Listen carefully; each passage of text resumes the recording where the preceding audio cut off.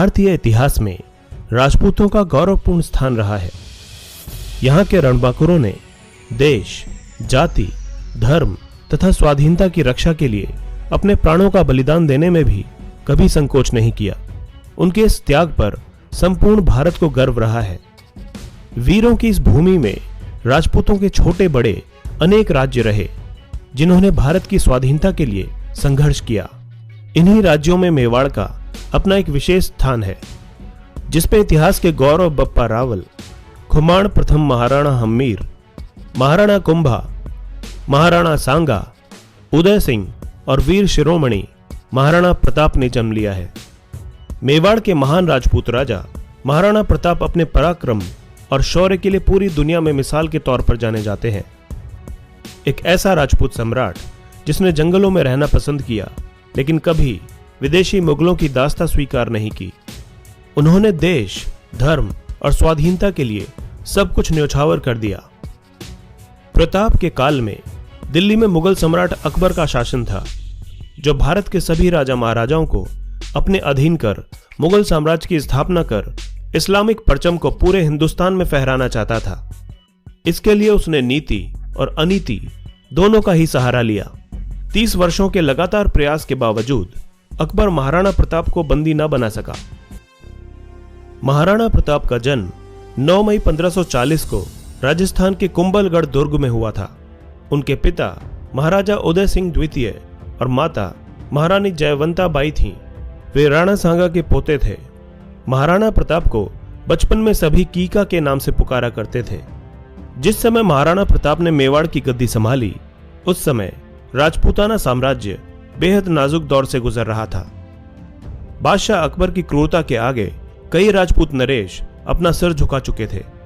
कई वीर प्रतापी राजवंशों के उत्तराधिकारियों ने अपनी कुल मर्यादा का सम्मान भुलाकर मुगलिया वंश से वैवाहिक संबंध स्थापित कर लिए थे।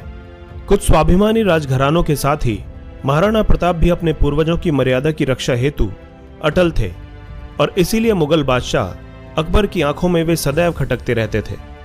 महाराणा प्रताप जिस घोड़े पर बैठते थे, वो घोड़ा दुनिया के सर्वश्रेष्ठ घोड़ों में से एक था। महाराणा प्रताप तब 72 किलो का कवच पहनकर 81 किलो का भाला अपने हाथ में रखा करते थे। भाला, कवच, ढाल और 2 तलवारों का वजन मिलाकर 208 किलो था। इतने वजन को उठाकर वे पूरे दिन युद्ध लड़ा करते थे। सोचिए तब उनकी शक्ति क्या रही होगी। इस वजन के साथ रणभूमि में दुश्मनों से पूरा दिन लड़ना मामूली बात नहीं थी। मेवाड़ को जीतने के लिए अकबर ने कई प्रयास किए। अकबर चाहता था कि महाराणा प्रताप अन्य राजाओं की तरह उसके कदमों में झुक जाए, पर महाराणा प्रताप ने अकबर की अधीनता को कभी भी स्वीकार नहीं किया। अजमेर को अपना केंद्र बनाकर अकबर ने प्रताप के विरुद्ध सैनिक अभियान शुरू कर दिया। महाराणा प्रताप ने कई वर्षों तक मुगल सम्राट अकबर की सेना के साथ संघर्ष किया। मेवाड़ की धरती को मुगलों के आतंक से बचाने के लिए महाराणा प्रताप ने वीरता और शौर्य का परिचय दिया। प्रताप की वीरता ऐसी थी कि उनके दुश्मन भी उनके युद्ध कौशल के कायल थे। उदारता ऐसी कि दुश्मनों की पकड़ी गई पत्नियों को वे सम्मान पूर्वक उनके पास वापस भेज दिया करते थे। इस योद्धा ने साधन सीमित होने पर भी दुश्मन के सामने सिर नहीं झुकाया और जंगल के कंद मूल और घास की रोटियां खाकर लड़ते रहे। माना जाता है कि महाराणा प्रताप की मृत्यु पर अकबर की आंखें भी नम हो गई थीं। अकबर ने भी कहा था कि देशभक्त हो तो महाराणा प्रताप जैसा।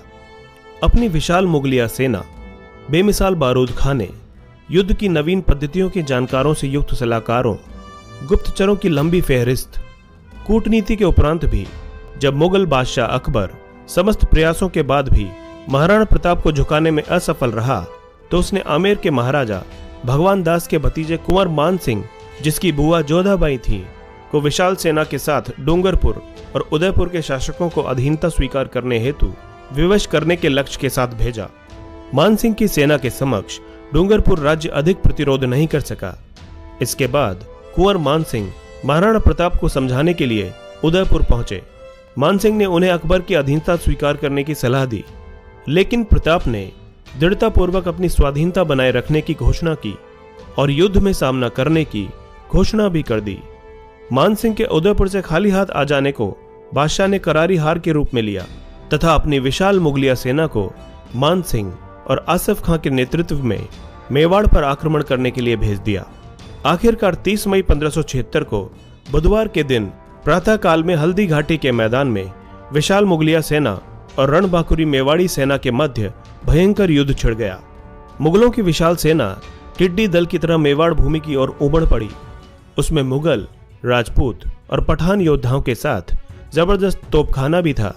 अकबर के प्रसिद्ध सेनापति महावत खान, आसफ खान, राजा मान सिंह के साथ शहजादा सलीम भी उस विशाल मुगल सेना का संचालन कर रहे थे, जिसकी संख्या इतिहासकार 80,000 से 1 लाख तक बताते हैं।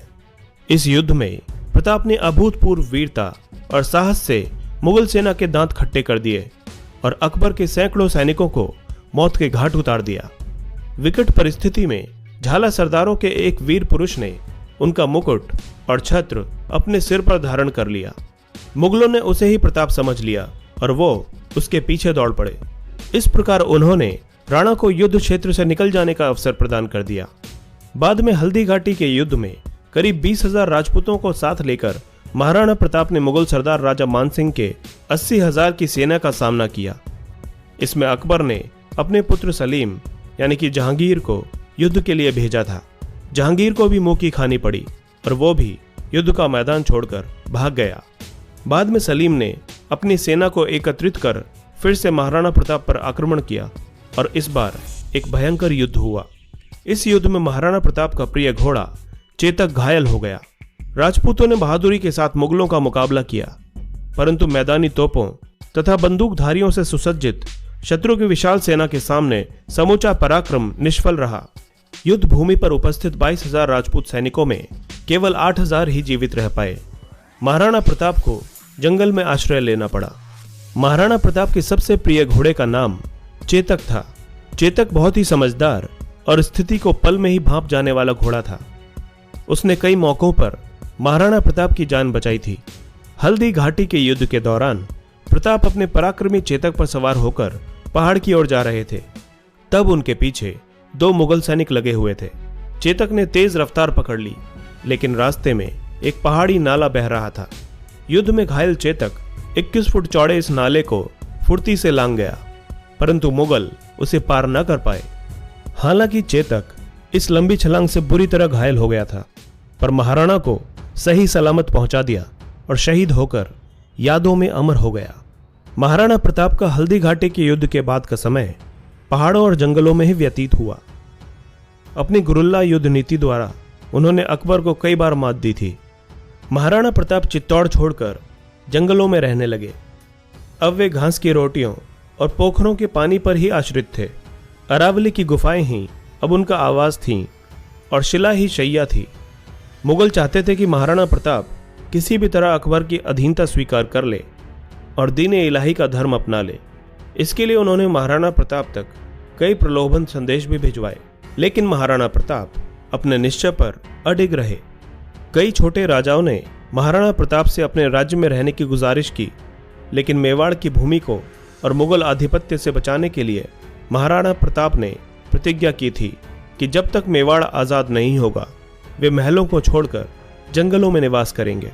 स्वादिष्ट भोजन को त्याग कर कंदमूल और फलों से ही पेट भरेंगे, लेकिन अकबर का आधिपत्य कभी स्वीकार नहीं करेंगे। जंगल में रहकर ही महाराणा प्रताप ने भीलों की शक्ति को पहचान कर छापामार युद्ध पद्धति से अनेक बार मुगल सेना को कठिनाइयों में डाला था। बाद में मेवाड़ के गौरव भामा शाह ने महाराणा के चरणों में अपनी समस्त संपत्ति रख दी। भामा शाह ने 20 लाख अशरफियां और 25 लाख रुपए महाराणा को भेंट किए। महाराणा इस प्रचुर संपत्ति से पुनः सैन्य संगठन में लग गए। इस अनुपम सहायता से प्रोत्साहित होकर महाराणा ने अपने सैन्य बल का पुनर्गठन किया तथा उनकी सेना में नवजीवन का संचार हुआ। महाराणा प्रताप ने पुनः कुंभलगढ़ पर अपना कब्जा स्थापित करते हुए शाही फौजों द्वारा स्थापित थानों और ठिकानों पर अपना आक्रमण जारी रखा। बाद में मुगल बादशाह अकबर ने एक और विशाल सेना शहबाज खान के नेतृत्व में मेवाड़ भेजी। इस विशाल सेना ने कुंभलगढ़ और केलवाड़ा पर कब्जा कर लिया था तथा गोगुंदा और उदयपुर क्षेत्र में लूटपाट की। ऐसे में महाराणा प्रताप ने विशाल सेना का मुकाबला जारी रखते हुए अंत में पहाड़ी क्षेत्रों में पनाह लेकर स्वयं को सुरक्षित रखा और चावंड पर पुनः कब्जा प्राप्त किया। शाहबाज खान एक बार फिर अकबर के पास खाली हाथ लौटा। चित्तौड़ को छोड़कर महाराणा ने अपने समस्त दुर्गों का शत्रु से पुनः उद्धार कर लिया और उदयपुर को उन्होंने अपनी राजधानी बनाया।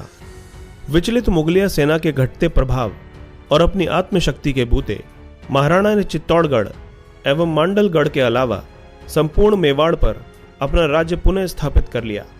इसके बाद मुगलों ने कई बार महाराणा प्रताप को चुनौती दी, लेकिन मुगलों को मुंह की खानी पड़ी। आखिरकार युद्ध और शिकार के दौरान लगी चोटों की वजह से महाराणा प्रताप की मृत्यु 29 जनवरी 1597 को चावंड में हुई।